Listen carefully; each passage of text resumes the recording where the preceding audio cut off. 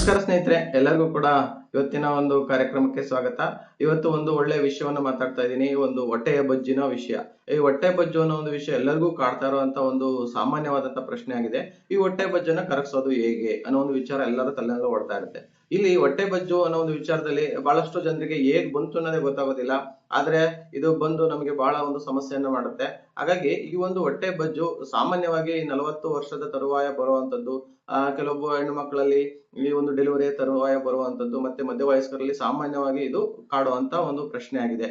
ಈ ಒಂದು ಬೊಜ್ಜಿನ ಸಮಸ್ಯೆ ಇದು ಏಕೆ ಬಂತು ಅನ್ನೋ ಒಂದು ವಿಚಾರವನ್ನ ನಾವು ಅರ್ಥಕೊಂತು ಅಂತಂದ್ರೆ ಖಂಡಿತವಾಗಿ ಇದನ್ನ ನಾವು ಸರಿಯಾಗಿ ನಿರ್ವಹಣೆ ಮಾಡಬಹುದು. ಈ ಒಂದು ವಿಚಾರದ ಬಗ್ಗೆ ನಾನು ಕೆಲವೊಂದು ಟಿಪ್ಸ್ ಅನ್ನ ಕೊಡ್ತೀನಿ. ಬಹಳ ಒಂದು ಸರಳವಾದಂತಹ ಮತ್ತೆ ಉಪಯುಕ್ತವಾದಂತಹ ಒಂದು ಟಿಪ್ಸ್ ಅನ್ನ ಕೊಡ್ತೀನಿ. ಇದನ್ನು ನಮ್ಮ ಪೇಷಂಟ್ ಗಳಿಗೂ ಕೂಡ ಹೇಳಿ ಈ ಟಿಪ್ಸ್ ಅನ್ನ ಅವರು ಕೂಡ ಫಾಲೋ ಅಪ್ ಮಾಡ್ತಿದ್ದಾರೆ. ಅವರು ಇವತ್ತು ಆರೋಗ್ಯವಾಗಿದ್ದಾರೆ. ಅಂತಹ ಒಂದು ವಿಷಯವನ್ನ ನಾನು ಇವತ್ತು ಹೇಳ್ತಾ ಹೋಗ್ತೀನಿ. ಈ ಒಂದು ಬೊಜ್ಜನ್ನ ಕರಗಿಸುವುದು ಹೇಗೆ ಅಂತ ಹೇಳ್ಬಿಟ್ಟು. ಸೊ ಈ ಒಂದು ಬೊಜ್ಜು ಅನ್ನೋ ಒಂದು ವಿಚಾರದಲ್ಲಿ ಇಲ್ಲಿ ಎರಡು ವಿಚಾರವನ್ನ ನಾವು ನೋಡ್ಬೇಕಾಗುತ್ತೆ. ಒಂದು ಸಬ್ಕ್ಯೂಟೇನಿಯಸ್ ಫ್ಯಾಟ್ ಮತ್ತೆ ವಿಸರಲ್ ಫ್ಯಾಟ್ ಅಂತ. ಒಂದು ಸಬ್ಕ್ಯೂಟೇನಿಯಸ್ ಫ್ಯಾಟ್ ಅನ್ನೋಂಥದ್ದು ನಮ್ಮ ಸ್ಕಿನ್ ಒಳಗಡೆ ಇರುವಂತ ಒಂದು ಫ್ಯಾಟ್. ಇದು ನಮ್ಗೆ ಅಷ್ಟೇನು ತೊಂದರೆ ಮಾಡೋದಿಲ್ಲ. ನಮ್ಮ ದೇಹದ ಉಷ್ಣವನ್ನ ಕಾಪಾಡಲಿಕ್ಕೆ ಸಹಾಯಕವಾಗಿರುವಂತದ್ದು ಈ ಒಂದು ಸಬ್ಕ್ಯೂಟೇನಿಯಸ್ ಫ್ಯಾಟ್. ಆದ್ರೆ ಈ ವಿಸರಲ್ ಫ್ಯಾಟ್ ಇದೆಯಲ್ಲ, ಇದು ಬಹಳ ಒಂದು ಅಪಾಯಕಾರಿ, ನಿಧಾನವಾಗಿ ನಮ್ಮ ಆರೋಗ್ಯದ ಅನೇಕ ಸಮಸ್ಯೆಗಳನ್ನ ಉಂಟು ಮಾಡುತ್ತೆ. ಈ ಒಂದು ವಿಸರಲ್ ಫ್ಯಾಟ್ ಅಂತಂದ್ರೆ ಏನಪ್ಪಾ ಅಂತಂದ್ರೆ ನಮ್ಮ ದೇಹದ ಒಳಗಡೆ ನಮ್ಮ ಅಂಗದ ಸುತ್ತ ಕರುಳು ಇರ್ಬೋದು, ಪ್ಯಾಂಕ್ರಿಯಾಸ್ ಇರ್ಬೋದು, ಲಿವರ್ ಇರ್ಬೋದು, ಇಂತಹ ಅಂಗಗಳ ಸುತ್ತ ಇದು ಡೆಪಾಸಿಟ್ ಆಗುವಂತಹ ಒಂದು ಫ್ಯಾಟ್. ಇದನ್ನ ನಾವು ವಿಸರಲ್ ಫ್ಯಾಟ್ ಅಂತ ಕರಿತೀವಿ. ಈ ಒಂದು ವಿಸರಲ್ ಫ್ಯಾಟ್ ಇಂದ ನಾವು ಅನೇಕ ಸಮಸ್ಯೆಗಳನ್ನ ನಾವು ಎದುರಿಸಬೇಕಾಗುತ್ತೆ. ಯಾಕಪ್ಪಾ ಅಂತಂದ್ರೆ ಈ ಒಂದು ವಿಸರಲ್ ಫ್ಯಾಟ್ ಡೆಪಾಸಿಷನ್ ಜಾಸ್ತಿ ಆದಾಗ ನಮಗೆ ಅನೇಕ ತೊಂದರೆಗಳು ಕಾಣಿಸ್ಕೊಳ್ಳುತ್ತೆ. ಒಂದು ಡಯಾಬಿಟಿಸ್ ಇರ್ಬೋದು, ಮತ್ತೆ IBP ಇರ್ಬೋದು, ಜೊತೆಗೆ ಕೆಲವೊಂದು ಬಾರಿ ಸ್ಟ್ರೋಕ್ ಆಗುವಂತದ್ದು, ಹಾರ್ಟ್ ಅಟ್ಯಾಕ್ ಆಗುವಂತದ್ದು, ಇಂತಹ ಅನೇಕ ವಿಚಾರಗಳನ್ನ ಇದು ಸೈಲೆಂಟ್ ಆಗಿ ಮಾಡ್ಲಿಕ್ಕೆ ಸಹಾಯಕ ಆಗಿರುತ್ತೆ. ಹಾಗಾಗಿ ಇದು ಬಹಳಷ್ಟು ಡೇಂಜರಸ್ ಆದಂತಹ ಒಂದು ಫ್ಯಾಟ್, ವಿಸರಲ್ ಫ್ಯಾಟ್. ಇಷ್ಟು ಡೇಂಜರಸ್ ಆಗಿರುವಂತಹ ಫ್ಯಾಟ್ ಅನ್ನ ನಾವು ಬಹಳ ಈಸಿಯಾಗಿ ಕರಗಿಸಬಹುದು ನಾವು ಹೇಳುವಂತ ಟಿಪ್ಸ್ ಅನ್ನ ಫಾಲೋ ಅಪ್ ಮಾಡೋದ್ರಿಂದ. ಅಂತ ಒಂದು ವಿಷಯವನ್ನ ನಾನು ಇವತ್ತು ಹೇಳ್ತಾ ಹೋಗ್ತೀನಿ. ಬಹಳ ಒಂದು ಉಪಯುಕ್ತವಾದಂತಹ ಮಾಹಿತಿ. ಎಲ್ಲೂ ಕೂಡ ಸ್ಕಿಪ್ ಮಾಡ್ದಲೇನೆ ಕೊನೆವರೆಗೂ ವಿಡಿಯೋವನ್ನು ನೋಡಿ. ಬಹಳ ಒಂದು ಉಪಯುಕ್ತವಾದಂತ ಮಾಹಿತಿ. ಮೊದಲನೇದಾಗಿ ಈ ಒಂದು ವಿಸರಲ್ ಫ್ಯಾಟ್ ಯಾಕೆ ಹೆಚ್ಚಾಗುತ್ತೆ ಅನ್ನೋ ಒಂದು ವಿಚಾರವನ್ನು ನೋಡ್ತಾ ಹೋಗೋಣ. ಯಾರೆಲ್ಲ ದಿನವಿಡೀ ಕೂತು ಕೆಲಸ ಮಾಡ್ತಾರಲ್ವಾ ಅಂತವರಲ್ಲಿ ಈ ಒಂದು ವಿಸರಲ್ ಫ್ಯಾಟ್ ಜಾಸ್ತಿ ಆಗುವಂತದ್ದು ಸರ್ವೇ ಸಾಮಾನ್ಯವಾಗಿರುತ್ತೆ. ಜೊತೆಗೆ ಯಾರು ಸಕ್ಕರೆ ಅಂಶವನ್ನು ಜಾಸ್ತಿ ಬಳಸ್ತಾರೆ ಆಹಾರದಲ್ಲಿ ಅವ್ರಿಗೆ, ಜೊತೆಗೆ ಜಂಕ್ ಫುಡ್ ಗಳನ್ನು ಅತಿಯಾಗಿ ಬಳಸುವಂತ ಒಂದು ವಿಚಾರ. ಇವತ್ತಿನ ದಿನಗಳಲ್ಲಿ ಅತಿಯಾದಂತ ಜಂಕ್ ಫುಡ್ ಬಳಕೆ ಜಾಸ್ತಿ ಇದೆ. ಇಂಥವರಲ್ಲೂ ಕೂಡ ಇದು ಆಗುವಂತದ್ದು ಸಾಧ್ಯತೆ ಹೆಚ್ಚಿರುತ್ತೆ. ನೆಕ್ಸ್ಟ್ ಒಂದು ಸಕ್ಕರೆಯ ಪಾನೀಯಗಳು, ಕೂಲ್ ಡ್ರಿಂಕ್ಸ್ ಅಂತ ಕರಿತೀವಲ್ವಾ, ಈ ಒಂದು ಕೂಲ್ ಡ್ರಿಂಕ್ಸ್ ಗಳನ್ನ ಅತಿಯಾಗಿ ಬಳಸುವಂತದ್ದು, ಇದು ಕೂಡ ನಮ್ಮ ಇವತ್ತಿನ ಒಂದು ಜೀವನ ಶೈಲಿಯ ಭಾಗವಾಗಿದೆ. ಇದರಿಂದಲೂ ಕೂಡ ನಮಗೆ ಒಂದು ಫ್ಯಾಟ್ ಡೆಪಾಸಿಷನ್ ಆಗಿ ನಮ್ಮ ಒಂದು ಹೊಟ್ಟೆಯ ಬೊಜ್ಜು ಜಾಸ್ತಿ ಆಗುವಂತ ವಿಚಾರ ಇದೆ. ಜೊತೆಗೆ ವ್ಯಾಯಾಮದ ಕೊರತೆ. ಇವತ್ತು ವ್ಯಾಯಾಮ ಮಾಡ್ಲಿಕ್ಕೂ ಕೂಡ ಒಂದು ಸಮಯವಿಲ್ಲ. ಫಿಸಿಕಲ್ ಆಕ್ಟಿವಿಟೀಸ್ ಕಡಿಮೆ ಆಗಿದೆ. ಇದರಿಂದಲೂ ಕೂಡ ಅಂದ್ರೆ ಯಾರಿಗೆ ವ್ಯಾಯಾಮದ ಕೊರತೆ ಇದೆ ಅಂತವ್ರಲ್ಲೂ ಕೂಡ ಈ ಒಂದು ಸಮಸ್ಯೆ ಹೆಚ್ಚಾಗಿ ಕಾಣುತ್ತೆ. ಜೊತೆಗೆ ನಿರಂತರ ಒತ್ತಡದಿಂದ ಇರುವಂತದ್ದು. ಇವತ್ತು ಬಹಳಷ್ಟು ಜನ ಒಂದು ಒತ್ತಡದ ಲೈಫ್ ಅನ್ನ ಲೀಡ್ ಮಾಡ್ತಾ ಇದ್ದಾರೆ. ಅಂತವ್ರಲ್ಲೂ ಕೂಡ ಈ ಒಂದು ಬೊಜ್ಜಿನ ಸಮಸ್ಯೆ ಹೆಚ್ಚಾಗಿ ಕಾಡುತ್ತೆ. ಜೊತೆಗೆ ಅತಿಯಾದ ಮದ್ಯಪಾನ. ಯಾರೆಲ್ಲ ಅತಿಯಾದಂತಹ ಮದ್ಯಪಾನವನ್ನ ಸೇವನೆ ಮಾಡ್ತಾರೆ ಅಂತವ್ರಲ್ಲೂ ಕೂಡ ಈ ಒಂದು ಸಮಸ್ಯೆ ಆಗುತ್ತೆ. ಇಷ್ಟು ಈ ಒಂದು ಬೊಜ್ಜು ಹೆಚ್ಚಾಗ್ಲಿಕ್ಕೆ ಕಾರಣಗಳು. ಈ ಒಂದು ಕಾರಣಗಳನ್ನು ನಾವು ಅರಿತಿದ್ದೆ ಆದ್ರೆ ಸರಿಯಾಗಿ ಅದನ್ನ ನಿರ್ವಹಣೆ ಮಾಡುವಂತದ್ದು ತುಂಬಾ ಈಸಿ. ಜೊತೆಗೆ ನಾನು ಹೇಳುವಂತ ಟಿಪ್ಸ್ ಅನ್ನ ಫಾಲೋ ಅಪ್ ಮಾಡುವಂತದ್ದು ಕೂಡ ತುಂಬಾ ಈಸಿ ಆಗಿರುತ್ತೆ. ಯಾಕೆಂತಂದ್ರೆ ಕಾರಣವನ್ನು ನಾವು ಸರಿಯಾಗಿ ಅರಿತಿದ್ದೆ ಆಯ್ತು ಅಂತಂದ್ರೆ ಅದರ ನಿರ್ವಹಣೆಯನ್ನು ನಾವು ಸರಿಯಾಗಿ ಮಾಡಬಹುದಾಗಿರುತ್ತೆ. ಹಾಗಾಗಿ ಎಲ್ಲರೂ ಕೂಡ ಈ ಒಂದು ವಿಡಿಯೋವನ್ನು ನೋಡಿ. ಬಹಳ ಉಪಯುಕ್ತವಾದಂತಹ ವಿಡಿಯೋ. ನಿಮ್ಮ ಫ್ಯಾಮಿಲಿ, ಫ್ರೆಂಡ್ಸ್, ರಿಲೇಟಿವ್ ಎಲ್ಲರಿಗೂ ಕೂಡ ಈ ಒಂದು ವಿಡಿಯೋವನ್ನ ಶೇರ್ ಮಾಡಿ ಅಂತ ಒಂದು ಟಿಪ್ಸ್ ಅನ್ನ ಹೇಳ್ತೀನಿ. ಬನ್ನಿ ಈಗ ಒಂದೊಂದಾಗಿ ಆ ಒಂದು ಟಿಪ್ಸ್ ಅನ್ನ ನೋಡ್ತಾ ಹೋಗೋಣ. ಸಮಸ್ಯೆ ಏನು, ಅದಕ್ಕೆ ಪರಿಹಾರ ಏನು, ಈ ರೀತಿಯಾಗಿ ನಾವು ಈ ವಿಡಿಯೋದಲ್ಲಿ ನೋಡ್ತಾ ಹೋಗೋಣ. ಮೊದಲನೇದಾಗಿ ಈ ಯಾರಿಗೆಲ್ಲ ಒಂದು ವ್ಯಾಯಾಮದ ಕೊರತೆ ಇದೆ ಅವರಿಗಾಗಿ. ಸೊ ನಾವು ಬೆಳಗ್ಗೆ ಎದ್ದ ತಕ್ಷಣ ರೆಡಿಯಾಗಿ ನಾವು ಆಫೀಸ್ಗೆ ಬೈಕ್ ನಲ್ಲಿ ಹೋಗುವಂತದ್ದು, ಅಲ್ಲಿ 7ರಿಂದ 8 ಗಂಟೆ ಕೂತು ಕೆಲಸ ಮಾಡುವಂತದ್ದು, ತದನಂತರ ಮನೆಗೆ ಬಂದು ಅಲ್ಲಿ ಕೂಡ ನಾವು ಟಿವಿ ವೀಕ್ಷಣೆಯನ್ನು ಮಾಡುವಂತದ್ದು. ಈ ರೀತಿಯಾದಾಗ ಏನಾಗುತ್ತೆ, ನಮ್ಗೆ ಬಾಡಿಗೆ ಯಾವುದೇ ರೀತಿಯಾದಂತಹ ಫಿಸಿಕಲ್ ಆಕ್ಟಿವಿಟೀಸ್ ಇರೋದಿಲ್ಲ. ಇದರಿಂದ ಏನಾಗುತ್ತೆ, ನಮ್ಮ ದೇಹ ಹೆಚ್ಚು ಕ್ಯಾಲೋರಿಯನ್ನ ಬಳಸ್ಕೊಳ್ಳೋದಿಲ್ಲ. ಸ್ವಲ್ಪ ಪ್ರಮಾಣದ ಒಂದು ಕ್ಯಾಲೋರಿಯನ್ನ ಬಳಸ್ಕೊಂಡಿರುತ್ತೆ. ಉಳಿದಂತಹ ಒಂದು ಕ್ಯಾಲೋರಿ ನಾವು ಆಹಾರದಲ್ಲಿ ತಿಂದಂತಹ ಒಂದು ಕ್ಯಾಲೋರಿ ಏನಾಗುತ್ತೆ ನಮ್ಮ ಬಾಡಿನಲ್ಲಿ ಅದು ಹೊಟ್ಟೆಯ ಸುತ್ತ ಅಲ್ಲಿ ಡೆಪಾಸಿಟ್ ಆಗ್ತಾ ಹೋಗುತ್ತೆ ಹೊಟ್ಟೆಯ ಒಳಭಾಗದಲ್ಲಿ. ಇದರಿಂದ ಏನಾಗುತ್ತೆ, ನಮಗೆ ಫ್ಯಾಟ್ ಹೆಚ್ಚಾಗುವಂತದ್ದು, ಇದರಿಂದಲೇ ಕೂಡ ಬೊಜ್ಜು ಬರುವಂತದ್ದು. ಹಾಗಾಗಿ ಯಾರಿಗೆ ಒಂದು ವ್ಯಾಯಾಮದ ಕೊರತೆ ಇದೆ ಅಂತವ್ರಿಗೆ ನಾವು ಹೇಳೋದಂತಂದ್ರೆ ಇದಕ್ಕೆ ಒಂದು ಪರಿಹಾರ ಏನಪ್ಪಾ ಅಂತಂದ್ರೆ ಕೆಲಸದ ಮಧ್ಯೆ ಈಗ 7ರಿಂದ 8 ಗಂಟೆ ನಿರಂತರವಾಗಿ ಕೆಲಸ ಮಾಡ್ತಿರ್ತೀರಿ.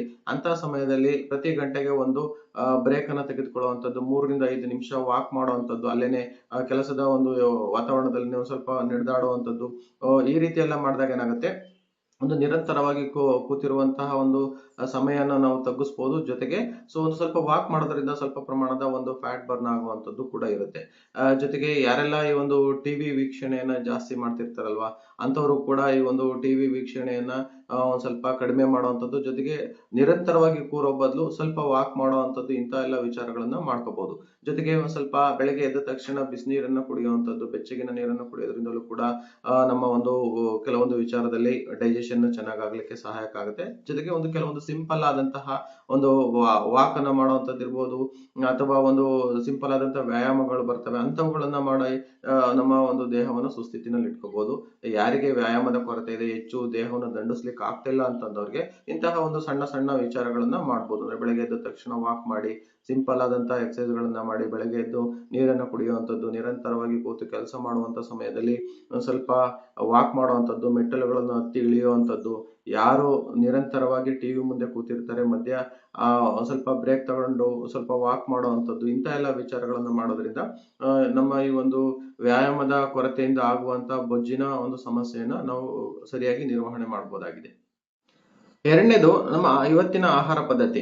ಇವತ್ತಿನ ಆಹಾರ ಪದ್ಧತಿ ಹೇಗಾಗಿದೆ ಅಂತಂದ್ರೆ, ಬೆಳಗ್ಗೆ ಎದ್ದ ತಕ್ಷಣ ಬಿಸ್ಕೆಟ್, ಬ್ರೆಡ್ ಅನ್ನ ಬಳಸುವಂತದ್ದು, ಜೊತೆಗೆ ನಾವು ದಿನನಿತ್ಯದ ಒಂದು ವರ್ಕ್ ನ ಮಧ್ಯೆ ಬ್ರೇಕ್ ಅಂತ ಸಿಗುತ್ತೆ, ಆ ಬ್ರೇಕ್ ನ ಟೀ ಬ್ರೇಕ್ ಅಂತಲೇ ಕೂಡ ಕನ್ಸಿಡರ್ ಮಾಡುವಂತದ್ದು. ಆ ಒಂದು ಸಮಯದಲ್ಲಿ ಜಾಸ್ತಿ ಕಾಫಿ ಟೀಗಳನ್ನ ಬಳಸುವಂತದ್ದು, ಅದರ ಜೊತೆಗೆ ಬಿಸ್ಕೆಟ್ ಸೇವನೆಯಂತಹ ಒಂದು ವಿಚಾರಗಳು, ಜೊತೆಗೆ ಜಂಕ್ ಫುಡ್ ಗಳು ಸೇವನೆಯಂತ ವಿಚಾರಗಳಿರ್ಬೋದು. ಇವತ್ತು ನಾವು ಅತಿ ಹೆಚ್ಚು ಒಂದು ಮೈದಾಯುಕ್ತ ಆಹಾರಗಳನ್ನ ಬಳಸ್ತಾ ಇದೀವಿ.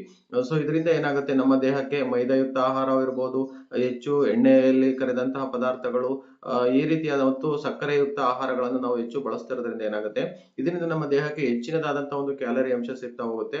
ನಮ್ಗೆ ದೇಹಕ್ಕೆ ಹೆಚ್ಚಿನದಾದಂತಹ ಕ್ಯಾಲರಿ ಸಿಕ್ತು, ಅದನ್ನ ನಾವು ಬರ್ನ್ ಮಾಡುವಂತಹ ಯಾವುದೇ ಆಕ್ಟಿವಿಟೀಸ್ ಇರೋದಿಲ್ಲ. ಇದರಿಂದ ಏನಾಗುತ್ತೆ, ಖಂಡಿತವಾಗಿ ಒಂದು ಬೊಜ್ಜು ಜಾಸ್ತಿ ಆಗುವಂತಹ ಸಾಧ್ಯತೆ ಹೆಚ್ಚಾಗಿರುತ್ತೆ. ಹಾಗಾಗಿ ಇದಕ್ಕೆ ಪರಿಹಾರ ಏನಪ್ಪಾ ಅಂತಂದ್ರೆ, ನಾವು ಒಳ್ಳೆ ಆಹಾರವನ್ನು ಸೇವನೆ ಮಾಡುವಂತದ್ದು, ನಾವು ತಿನ್ನುವಂತಹ ಆಹಾರದಲ್ಲಿ ಹೆಚ್ಚಿನದಾದಂತಹ ತರಕಾರಿ, ಸೊಪ್ಪುಗಳಿಗೆ ಆದ್ಯತೆಯನ್ನು ಕೊಡಬೇಕು. ಇದರಿಂದ ಏನಾಗುತ್ತೆ, ಅದರಲ್ಲಿ ಹೆಚ್ಚು ನಾರಿನ ಪದಾರ್ಥಗಳಿರುತ್ತೆ, ಹೆಚ್ಚು ವಿಟಮಿನ್ಸ್ ಗಳಿರುತ್ತೆ, ಒಂದು ಲವಣಗಳಿರುತ್ತೆ. ಇದರಿಂದ ಏನಾಗುತ್ತೆ, ನಮ್ಮ ದೇಹ ಕೂಡ ಆರೋಗ್ಯವಾಗಿರುತ್ತೆ. ಅದರ ಜೊತೆಗೆ ಒಂದು ಸಕ್ಕರೆಯ ಒಂದು ಅಂಶ ಇರುವಂತಹ ಒಂದು ಪಾನೀಯಗಳನ್ನ ಕಂಪ್ಲೀಟ್ ಕಡಿಮೆ ಮಾಡಬೇಕು. ಜೊತೆಗೆ ಮೈದಾಯುಕ್ತ ಆಹಾರಗಳು, ಅಂದ್ರೆ ಮೈದಾದಿಂದ ಮಾಡಿದಂತಹ ಆಹಾರಗಳಿರುತ್ತೆ, ಅವುಗಳನ್ನು ನಾವು ತಗ್ಗಿಸ್ಬೇಕು. ಹೆಚ್ಚು ಪ್ರೋಟೀನ್ ಯುಕ್ತ ಆಹಾರಗಳನ್ನು ಸೇವನೆ ಮಾಡುವಂಥದ್ದು, ತಾಜಾ ಹಣ್ಣುಗಳನ್ನ ಬಳಸುವಂಥದ್ದು, ತಾಜಾ ತರಕಾರಿಗಳನ್ನ ಬಳಸುವಂಥದ್ದು, ಚೆನ್ನಾಗಿ ನೀರನ್ನ ಸೇವನೆ ಮಾಡುವಂಥದ್ದು. ಇದರಿಂದ ಏನಾಗುತ್ತೆ, ನಮ್ಮ ಬಾಡಿಗೆ ಸೇರಿಸುವಂತಹ ಒಂದು ಜಿಡ್ಡಿನ ಪ್ರಮಾಣ, ಅಂದ್ರೆ ಎಣ್ಣೆ ಮತ್ತು ಸಕ್ಕರೆ ಅಂಶದ ಇಂತರ ವಿಚಾರಗಳು ಕಡಿಮೆ ಆಗ್ತಾ ಹೋಗ್ತವೆ. ಇದರಿಂದ ನಮ್ಮ ದೇಹಕ್ಕೆ ಹೆಚ್ಚಿನದಾದಂತಹ ಕ್ಯಾಲೋರಿ ಇರುವಂತಹ ಆಹಾರಗಳು ಸೇರೋದಿಲ್ಲ. ಇದರಿಂದ ನಮ್ಮ ಬೊಜ್ಜನ್ನ ನಾವು ಸರಿಯಾಗಿ ನಿರ್ವಹಣೆ ಮಾಡಬಹುದಾಗಿದೆ.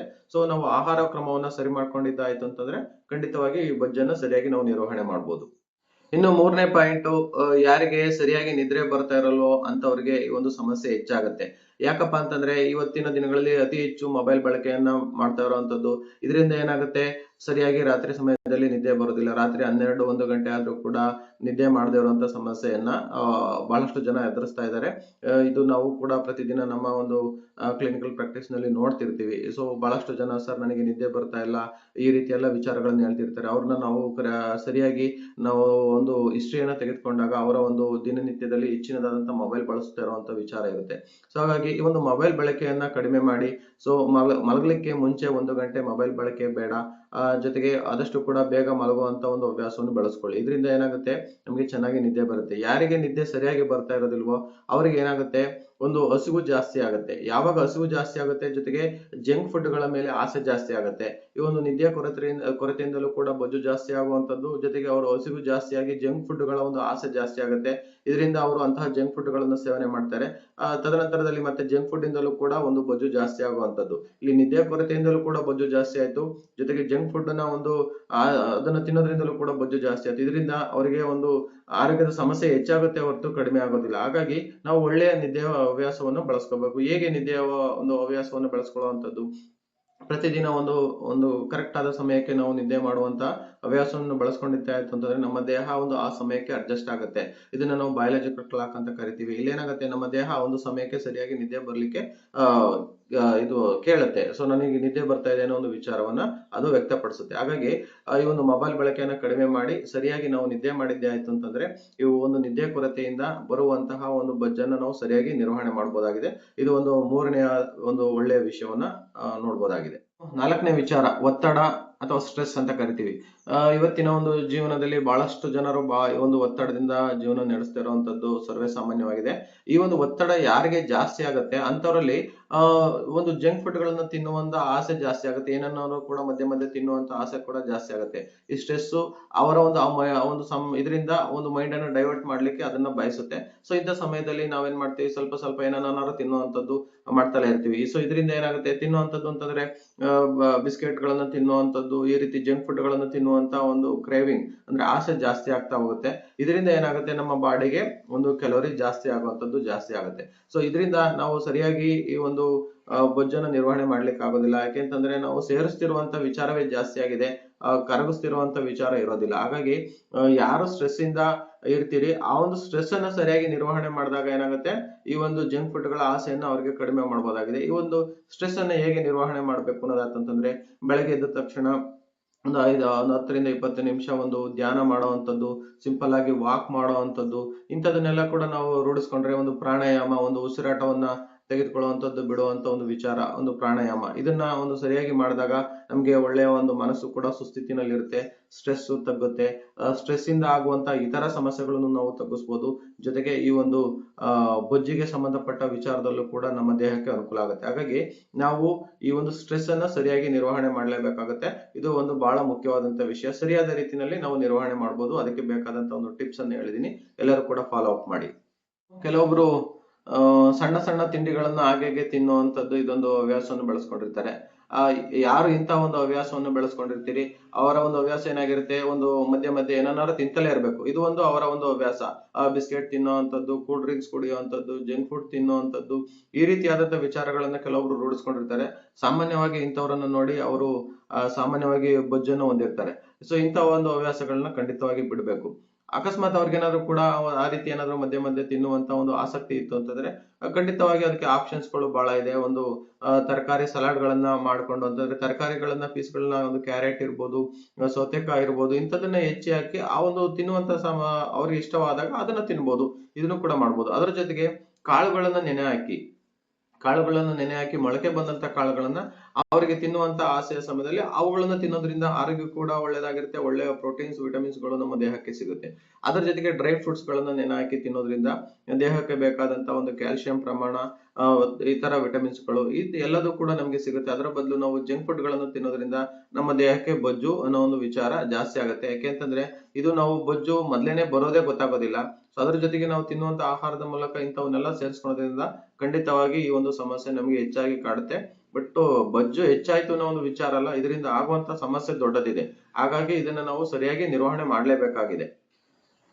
ಈ ಹೊಟ್ಟೆ ಬೊಜ್ಜು ಅನ್ನೋ ಒಂದು ವಿಚಾರ ಅದು ಏನು ದೊಡ್ಡ ಕಾಯಿಲೆ ಅಲ್ಲ, ಆದರೆ ಇತರ ಕಾಯಿಲೆಗಳಿಗೆ ಅದು ದಾರಿ ಮಾಡಿಕೊಡುತ್ತೆ. ಹಾಗಾಗಿ ನಾವು ಇತರ ಕಾಯಿಲೆಗಳು ಬಂದಾಗ ಔಷಧಗಳ ಹಿಂದೆ ಓಡೋದ್ಕಿಂತ ನಮ್ಮ ಜೀವನ ಶೈಲಿನೇ ನಾವು ಬದಲಾಯಿಸ್ಕೊಂಡಾಗ ಖಂಡಿತವಾಗಿ ಅಂತಹ ಅನೇಕ ಸಮಸ್ಯೆಗಳಿಂದ ನಾವು ದೂರ ಇರ್ಬೋದು. ಜೊತೆಗೆ ನಾವು ಬೊಜ್ಜಿನಿಂದಲೂ ಕೂಡ ನಾವು ಮುಕ್ತಿಯನ್ನು ಹೊಂದಬಹುದು. ಹಾಗಾಗಿ ಈ ಬೊಜ್ಜನ್ನ ಸರಿಯಾಗಿ ನಿರ್ವಹಣೆ ಮಾಡುವಂತದ್ದು ಮುಖ್ಯವಾಗಿರುತ್ತೆ. ಪ್ರತಿದಿನ ಈ ಒಂದು ಹವ್ಯಾಸವನ್ನ ಬಳಸ್ಕೊಳ್ಳುವಂತದ್ದು ಬಹಳ ಮುಖ್ಯ. ಒಂದು ಬೊಜ್ಜಿನ ನಿರ್ವಹಣೆಯಲ್ಲಿ ಏನು ಸ್ವಲ್ಪ ಸ್ವಲ್ಪ ಹೆಚ್ಚು ನಡೆಯುವಂತದ್ದು, ಒಳ್ಳೆ ಆಹಾರವನ್ನ ತಿನ್ನುವಂತದ್ದು, ಒಳ್ಳೆ ನಿದ್ರೆಯನ್ನ ಮಾಡುವಂತದ್ದು, ಜೊತೆಗೆ ಸ್ಟ್ರೆಸ್ ಅನ್ನ ಕಡಿಮೆ ಮಾಡ್ಕೊಳ್ಳುವಂತದ್ದು, ಇಂಥದನ್ನ ನಾವು ಮಾಡಿದ್ದೆ ಆಯ್ತು ಅಂತಂದ್ರೆ ನಾವು ಈ ಒಂದು ಬೊಜ್ಜಿನ ನಿರ್ವಹಣೆಯನ್ನ ಮಾಡ್ಬೋದು. ಜೊತೆಗೆ ಈ 4 ಅಭ್ಯಾಸಗಳನ್ನ ನಾವು ಸರಿಯಾಗಿ ಪಾಲಿಸಿದ್ದೇ ಆಯ್ತು ಅಂತಂದ್ರೆ ಬೊಜ್ಜು ಮಾತ್ರ ಅಲ್ಲ, ಇತರ ಆರೋಗ್ಯದ ಒಂದು ವಿಚಾರದಲ್ಲೂ ಕೂಡ ನಾವು ಸುಧಾರಣೆಯನ್ನ ಕಾಣಬಹುದು. ಇದರಿಂದ ನಮ್ಮ ದೇಹಕ್ಕೆ ಅನೇಕ ಒಂದು ಸಮಸ್ಯೆಗಳು ಬರೋದನ್ನ ತಪ್ಪಿಸಬಹುದಾಗಿದೆ. ಇಂತಹ ಒಂದು ಒಳ್ಳೆ ವಿಚಾರವನ್ನ ನಾವು ಪ್ರತಿದಿನ ಒಂದು ಅಭ್ಯಾಸ ಮಾಡೋಣ. ಬಹಳ ಒಂದು ಅನುಕೂಲವಾದಂತಹ ಒಂದು ಟಿಪ್ಸ್ ಗಳಾಗಿದ್ದಾವೆ, ಎಲ್ಲರೂ ಕೂಡ ಫಾಲೋ ಅಪ್ ಮಾಡಿ. ಇವತ್ತಿನ ಒಂದು ವಿಡಿಯೋ ನಿಮ್ಗೆ ಇಷ್ಟವಾಗಿತ್ತು ಅಂತಂದ್ರೆ ನಿಮ್ಮ ಫ್ಯಾಮಿಲಿ, ಫ್ರೆಂಡ್ಸ್ ಮತ್ತೆ ರಿಲೇಟಿವ್ಸ್ ಕೂಡ ತಲುಪಿಸಿ, ಅವರು ಕೂಡ ಈ ಒಂದು ವಿಷಯದ ಬಗ್ಗೆ ತಿಳ್ಕೊಳ್ಳಿ. ಎಲ್ಲರಿಗೂ ಕೂಡ ಧನ್ಯವಾದಗಳು. ಮುಂದಿನ ಒಂದು ಉಪಯುಕ್ತವಾದಂತಹ ವಿಡಿಯೋದೊಂದಿಗೆ ಸಿಗ್ತೀನಿ. ಅಲ್ಲಿವರೆಗೂ ಕೂಡ ಎಲ್ಲರಿಗೂ ಧನ್ಯವಾದಗಳು.